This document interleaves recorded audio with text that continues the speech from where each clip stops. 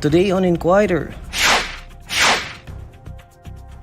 price hikes of Noche Buena items are justified and can't be controlled according to DTI.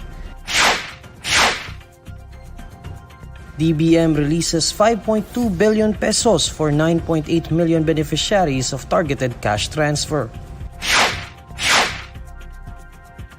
Regulated parking fees pushed in Senate.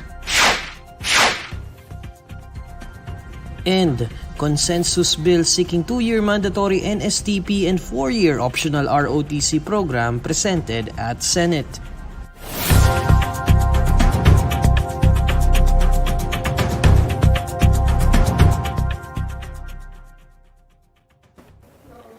Good evening. The increases in the prices of Noche Buena items are justified and cannot be controlled, according to an official of the Department of Trade and Industry. Gina Mangaluz fills us in with the details. Jean? Well, Neil, the price increases of Noche Buena items are justified and cannot be controlled, according to an official from the Department of Trade and Industry. Trade Undersecretary Ruth Costello said that the DTI only regulates the suggested retail prices of basic necessities and prime commodities. Because Noche Buena items are not classified as such, the agency can only monitor their prices and create recommendations. Violation notices and penalties are also not imposed on expensive Noche Buena items. According to Costello, price increases that are 10% more than the prevailing 3 months can be considered as profiteering. However, manufacturers of Noche Buena items who passed the 10% mark have already sent advisories to the DTI that justified their increases. Prices of paper, tin cans, meat for ham, and packaging materials have increased in the international market, resulting in the price hike of local Noche Buena items. That's it from me, Neil. Back to you. Thanks, Jean. That's Jean Mangaluz. The Department of Budget and Management has released 5.2 billion pesos to cover the 1-a-month requirement of the Targeted Cash Transfer Program of the Department of Social Welfare and Development. According to the agency, Budget Secretary Amena Pangandaman has approved the release of the Special Allotment Release Order amounting to 5.2 billion pesos to the DSWD. The DBM said this was charged against the unprogrammed appropriation. It added that the amount released seeks to cover parts of the third tranche of the TCT program, benefiting around 9.8 million identified beneficiaries. The TCT program grants unconditional cash transfers of 500 pesos per month to the most affected households for 6 months to mitigate the effects of the increase in the prices of fuel and other non-fuel commodities on vulnerable populations. In a statement, Secretary Pangandaman said that the DBM fully supports these projects and programs and will do everything they can to provide social assistance to fellow kababayans. For our next story, Senator Bong Revilla has vowed to push for the passage of his bill regulating parking fees in many establishments in the country.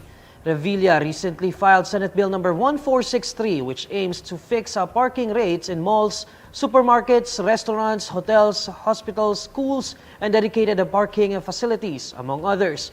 In a statement, Revilla said the proposed legislation regulating the parking fees has been pending in the Congress for years and that it should have been enacted into law a long time ago. He added that motorists are left at the mercy of the parking area owners because the rates of the parking fee remain unregulated. Under Revilla's bill, all types of cars should be charged a minimum of 30 pesos for the first 3 hours and an additional 5 pesos for each succeeding hour. On the other hand, motorcycles should be charged 10 pesos for the first 3 hours and another 2 pesos for each succeeding hour.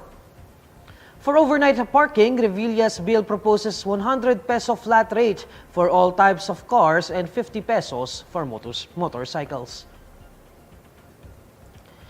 A consensus bill seeking to make a 2-year mandatory National Citizen Service Training Program and a 4-year optional Reserve Officers Training Corps program has been presented at the Senate.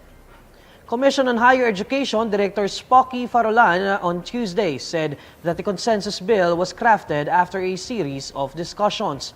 Farolan says if passed, there will be a 2-year mandatory National Citizen Service Training Program in tertiary education, including higher education. The mandatory NSTP would also be covered in vocational courses, which extend up to 2 years at least, offered by the Technical Education and Skills Development Authority. The courses that are taken up for less than 2 years will have special citizen seminars and programs.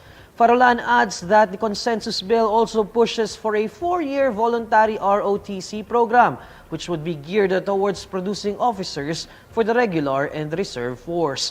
It can be recalled that during the first State of the Nation address, President Ferdinand Bongbong Marcos Jr. had called on the Congress to pass a law mandating the ROTC program for senior high school students. The bill actually will be institutionalizing, if passed, a 2-year mandatory National Citizen Service Training Program in tertiary education. When we say tertiary education, it includes higher education. The 4-year optional ROTC program, it would all really be geared towards producing officers for the regular and reserve force.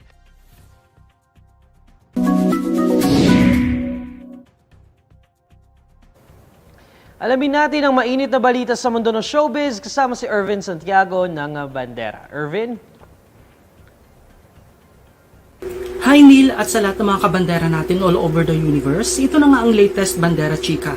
Diretsahan ng sinagot ng TV host na si Mariel Rodriguez ang mga chika na pinaplano na raw ni Senator Robin Padilla ang pagtakbo sa mas mataas na posisyon sa susunod na presidential elections. Ayon kay Mariel, naniniwala siya na ang tanging adhikain lamang ng kanyang asawa sa pagtakbo bilang senador ay ang makatulong sa sambayanan at magkaroon ng boses sa pamahalaan ang mga kapuspalad nating kababayan. Ipinagdiinan pa ni Mariel na wala silang napag-uusapan ni Robin tungkol sa next election. Sa katunayan, naiinis pa nga raw ang aktor at public servant kapag may mga nagsasabing pwedeng-pwede rin siyang tumakbo bilang vice-presidente at presidente ng Pilipinas.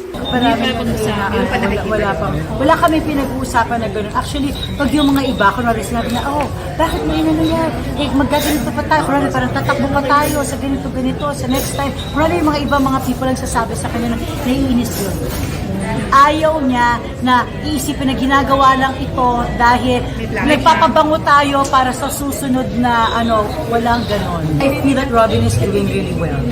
I feel na yung mga dati na ideas niya lang, na ngayon nasasabi niya.